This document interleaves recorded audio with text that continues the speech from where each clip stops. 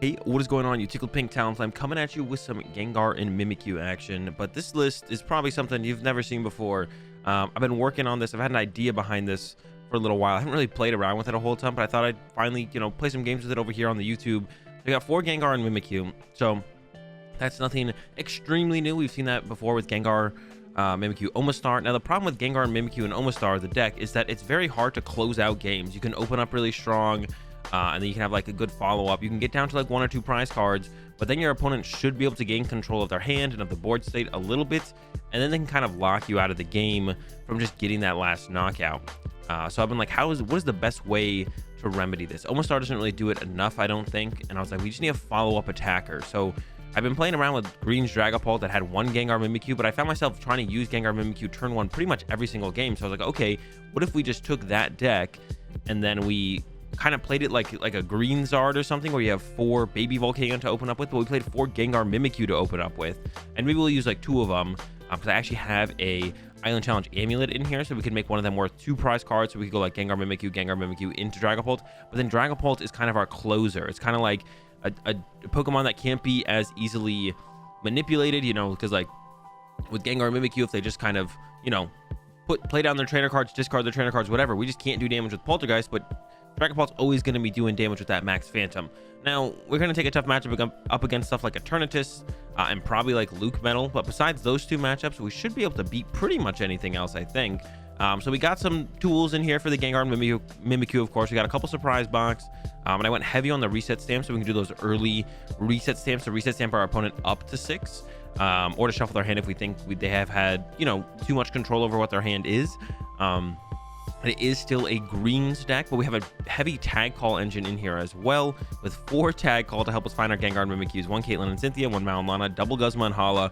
So turn 1 Guzma and Hala is kind of our thing that we can do turn 1 just to get the Gengar and Mimikyu set up. And then I got like an Air Balloon, EXP Share, and an Island Challenge Amulet, like I mentioned, to make one of the Gengar and Mimikyus possibly only worth 2 prize cards, so we can go like Gengar Mimikyu, Dragapult, Gengar Mimikyu, or something like that.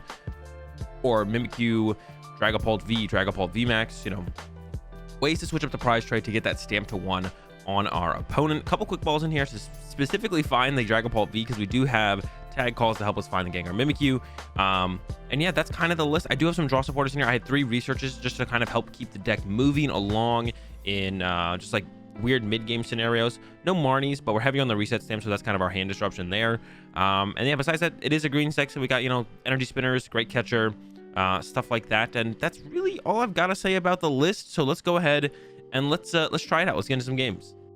All right, here we go. First game, we won the coin flip. I actually don't know if I want to go first or second. I'm gonna try going first though, because then we can theoretically Gengar and Mimikyu up for more cards. We can go like attach, next turn attach house for, force our opponent to draw more cards. So that could be worth it. But also, like if they're playing Pikarom or something, I don't really want to give them that option. And they actually opened Reshizard, which is another deck I probably don't want to give them that option of. But I don't see a better route here now. So maybe we do just want to go second, right? We just go second, house, just kind of lock their current hand, and then we can stamp them up to 6 and then hit harder from there. Yeah, because if I let like Welder decks go second and stuff, they're just going to hit my Gengar and Mimikyu before I get to even do anything. So I don't love this situation, to be honest. This might not work out super great for us. So yeah, maybe I should just be choosing to go second, especially when I'm going like kind of blind on the ladder. If I play this in like a tournament or something with open deck list, then I can kind of, make the call depending on what deck they're playing. But yeah, out here on the ladder like this, probably a little bit better to just choose to go second, and then just like get off the horror house for 1. Then we get completely stop their attack on the next turn, and then we can kind of go into Poltergeist from there and figure out what we're doing, what's going on. Of course, they could whiff Welder. They're not guaranteed Welder here, right? They could whiff the Welder, and then we could get a nice house off. I'll probably use the research, even though it'll discard a couple energy. We don't need a whole ton of energy in this deck to kind of play through our game, so we'll probably be fine to discard the energy. Yeah, then we have to go house and then Poltergeist for a bunch. But yeah, so it all comes down to if they whiff Welder, because if they hit the Welder, then they can just go Double Blaze, hit me. And then we're kind of in a rough spot, to be honest. We're not in a great spot if they get the Double Blaze, hit me. If they get the Double Blaze, hit me, we're kind of like, well, now what do we do? And we'll be able to go attach and then research. Ideally, I guess we would top deck another Pokemon to bench, and then I could go Guzma Hala to hopefully find the EXP share out of the deck. So that would be optimal, I think. That'd be optimal overall, to be honest, but who knows if we'll be able to get that. And actually, in this situation, I guess we could go attach Guzmahala, and then just get a power plant to replace the hearth so they can't use hearth to discard more trainer cards from their hand. That could be a fine play here, to be honest. I think it's probably what we'll do, because we can see them discarding or using quite a few. I think they hearthed away a quick ball, or a boss actually, and then quick balled away a fire there. So they're using quite a few trainer cards here. And actually they got a Jirachi off that quick ball. Let's see if they have the switch card. They don't, but now we can go like I said, we can go with the, well, another another horror energy, which are good, but like, I mean, at some point we're gonna be like, we don't need this many of them. All right, so I'm gonna give these two, and I'm gonna go this route, get this, and not take an energy because we have plenty of energy to work with. I kind of want to grab one of these, but I don't know which one I'd want to grab. I'm almost just using this to thin out the hand and grab the power plant so they don't have the hearth option anymore. I'm thinking about thinning out this other psychic energy with the hearth first so I can draw more cards off the house. I kind of like that. We're gonna go with it here. Yeah, we're gonna go with this house play here. And just get the power plant in play, because like, yeah, they can't do anything next turn. We're gonna get our attack off very cleanly, and we can decide what we want to build up. We got the greens, so we can decide what we want to build up into from here. We can go with something like another Gengar and Mimikyu and then get the amulet on it later. I doubt my opponent plays Tool Scrapper, so I think I'm gonna go that route. And I'll probably go for a quick ball off this as well to set up the Dragapult to try and get that into a VMAX as soon as possible. So I'm gonna go quick ball. And then we want to start to get the tool cards. We need both the amulet and the EXP share. So I'm probably just gonna go ahead and grab the actually don't know which one would make most sense to grab here. Probably the EXP share. Just gonna go ahead and grab that. Quick ball with the Pokegear, Dragapult, bench this, EXP share, attach the horror energy. That way I don't burn the E-spinner yet. And then Poltergeist, how much are we hitting for? 1, 2, 3, 4. That's a lot. That's a knockout. Goodbye, Reshizar. So now this puts us in an extremely good spot. But like I said, it was a little bit risky that we chose to go first now that I kind of see it play out. So I think our next game, if I have the choice, I'm going to choose to go, or I chose to go second, or I chose to go first. I'm going to choose to go second in our next game. Because, like I said, we have 3 reset stamps, so we can be pretty aggressive about reset stamping our opponent up to 6 cards to try and hit a relevant amount of damage. We don't have to one-hit KO Reshizard like we just did. That's just kind of good when it does happen, but it's definitely not necessary for us to pull off. But yeah, now we're in a really good spot. We can get the amulet next turn, put the psychic energy here on this Gengar Mimikyu. This Gengar Mimikyu won't even get knocked out this turn. We'll just take 170 and we'll be burned. So we should be in a really, really good spot. And we can also get the evolution incense to evolve this Dragapult. That way our opponent can't like KO it while it's in, although they're not really set up to KO. I guess they could counter KO it. So make it a VMAX. That way it's hard for it to KO. And then we just have to get through this Cinderace VMAX and we win the game. So in a really good spot, like I said. We could even, I mean, they're going to take 40 from this as well, which will put them under, you only need 6 trainer cards. We could go greens here and grab like, I'm sure they're trying to thin out their hand a little bit of trainer cards here. We don't really have a great count. I guess if I had followed along, I probably could have counted every trainer card that's in their hand. And I could know how much damage I'd be doing this turn because we did... how much damage did we do last turn? Let's see if I can do it real fast. So we did do 300 damage. So they had 6 in their hand before. They're playing a lot of them. They played... Oh, man. I think they played Pokegear, Welder, Switch, Fire Crystal. They played 5, and they probably top decked 1. They got 1 off the Switch. So I don't think double... what's it called is going to do it here. But that's fine. We don't have to get the KO this turn. We can even go with just Mallow and Lana this turn and attach here. I kind of don't hate that as long as Mallow and Lana is in the deck. It is not. It's not in the deck. So we can't Mallow and Lana. Can't do that. We could just move this. I don't love the idea of that because I want to use the... I want to use the EXP share. I want the EXP share to trigger, so... But I could switch it out. That would also just like kind of buy us a turn. So it theoretically does kind of the same thing. And then if our opponent doesn't... Alright, so I kind of like the switch out, I think. I might even go with the air balloon and keep the switch around, which is actually probably going to be a little bit better overall. Get another greens for the future. Attach here. Air balloon. Play a tag call. Grab these 2. And then I'll probably hearth away the Gengar and Mimikyu. I like the idea of keeping the Guzmahal around because it can find me that amulet if I want it later. I'm just gonna go ahead and retreat and Poltergeist with this one. I'm sure we're hitting a decent amount of damage here. Oh, Power Plant as well. Can't forget that. And yeah, Poltergeist, I'm sure we're hitting for a decent... Oh, we actually would have won if I had gone double surprise box there. Okay, so we would have won with double surprise box. I guess, I mean, they did draw cards off the Welder and stuff, but it's hard to make that judgment call there, I feel like. But yeah, if I had gone double surprise box, as long as one of them wasn't prized, I didn't know if one was or wasn't. But as long as one wasn't, yeah, we would have got the knockout there. That would have been sick, but still set up super well here, like I said. So got this Gengar, have a boss in hand ready to go. So it's looking good. They have a counter again, unfortunately. I mean, we knew that. We saw it in their hand when we Poltergeist, but I'm still unfortunate. We don't want them to constantly counter. Although if I knew, did I know they had like 2 hearts in their hand before? I don't know. We want our power plant to be in play over their hearth. That's what I'm trying to say here. But yeah, they're not in a great spot. If they take a knockout this turn, they're going to draw 3 random cards. They got the Welder again, though. So they're going to set up this one and go into this one. But we have the boss. They're not going to knock this out, so we can just like switch into this one, boss this thing up. This one up, actually. Not this one. This one's going to be in the active. Boss this one up. Hopefully get the knockout. We can check how many trainer cards they've played this turn. Just 1. And we know they had 4. Here comes number 2.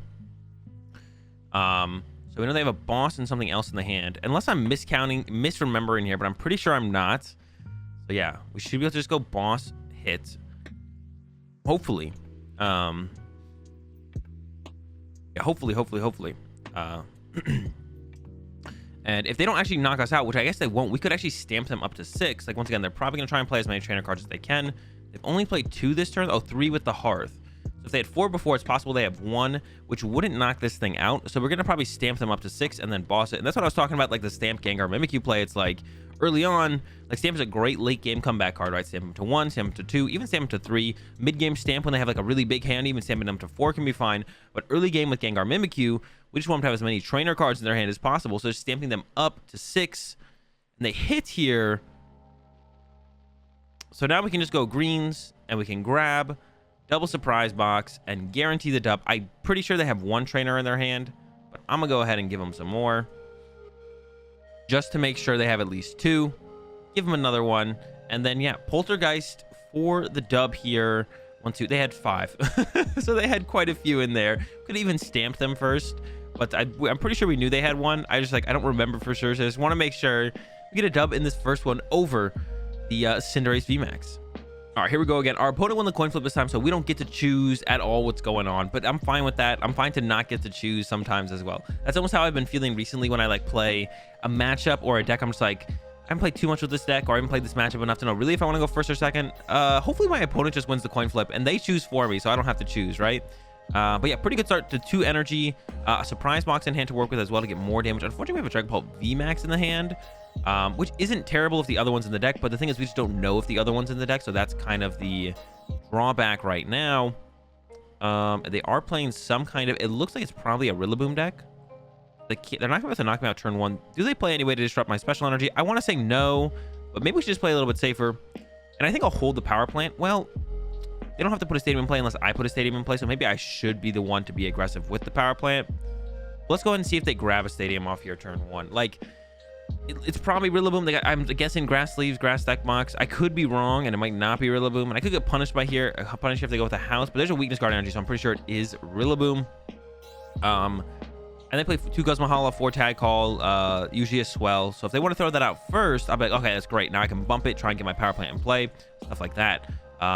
Ooh, big discard. They had the Guzmahala, so they could have gone. No, that wouldn't have quite worked out, would it have? Giving up to Deny, though, I like to see that. Discarding the Dragonite. So they had the Guzman Hall, so they could have got the Swell, but if they get the Swell, they can't. They could have got the Grookey with the capture as well, but they don't have a, what's it called? I forget what it's called right now, but I know it exists. It's a, yeah, I'm still forgetting. I'm still drawing a blank. There it is. Rowlet and a Alolan Executor is what they were missing. All right, Super Growth coming into play.